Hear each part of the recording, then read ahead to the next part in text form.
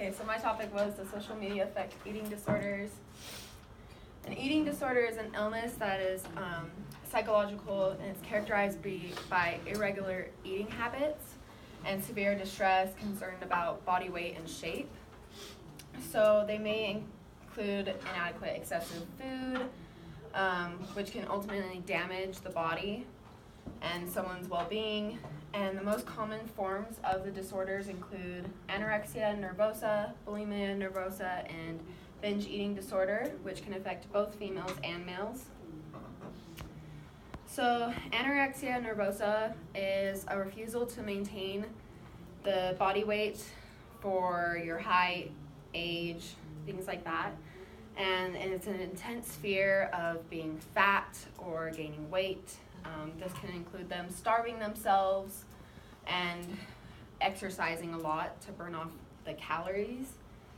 Bulimia nervosa is repeated episodes of binging and then purging including self-induced vomiting, abuse of laxative, diet pills, exercise, and fasting. And then binge eating disorder is known as the compulsive eating disorder. It's characterized by periods of compulsive, uncontrolled, continuous eating beyond the point of feeling comfortably full. There's no purging with this one, but there may be times where there's fasting or diets and feelings of shame after the binge. And so it's kind of blurry, this picture, but it shows that 1 in every 5 women will experience an eating disorder, and 30 million Americans are experiencing eating disorders right now, and 70 million worldwide.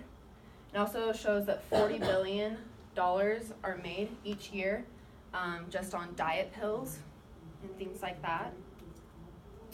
And then this is a video from the documentary To the Bone. To be alive. That you're worried about how you're going to be burning it off, especially when everybody here's watching you. Do you know why you feel that way? Because I have an addiction. In a way, yes. When the exercise and the rituals kick in and the cyclical thoughts about weight take over, everything else goes away. And starving yourself can make you feel euphoric, like a drug addict or an alcoholic. It's not about thin enough, right? There's no thin enough. It doesn't exist. What you crave is the numbing of the thing that you don't want to feel. And we give you a lot of rope here. It's scary, but only you can decide to see what's good, to be alive. Okay, so that video was just showing that before it, the girl that was talking in the hat, she had just gotten the tube, which was feeding her without choice, and she found out that it was 1,500 calories just from one tube. And so she was kind of afraid, how is she going to burn off all these calories? How is she going to maintain the weight that she's at? She didn't want to become fat or gain weight. So some sides say that social media does not affect eating disorders.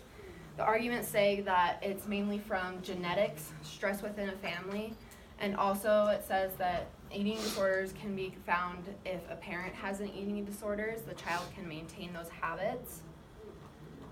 And then the other side says that it does affect, that social media provides an unrealistic ideal for being pretty, or which can cause someone to starve themselves or drown their sorrows in food, or not having the ideal body that we find on social media.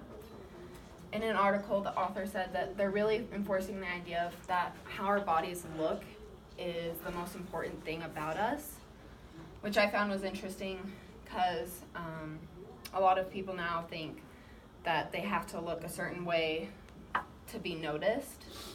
The author was just explaining that social media sets an expectation from even men and women.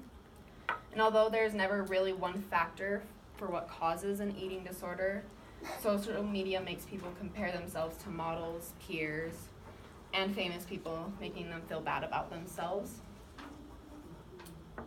So my claim is I'm a firm believer that social media is one of the major causes for eating disorders.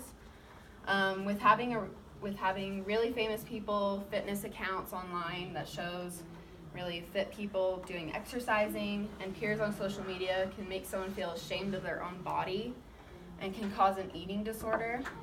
There's no really solution to stopping social media causing this disorder. It's just helping those who are struggling with an eating disorder and finding the best treatment possible.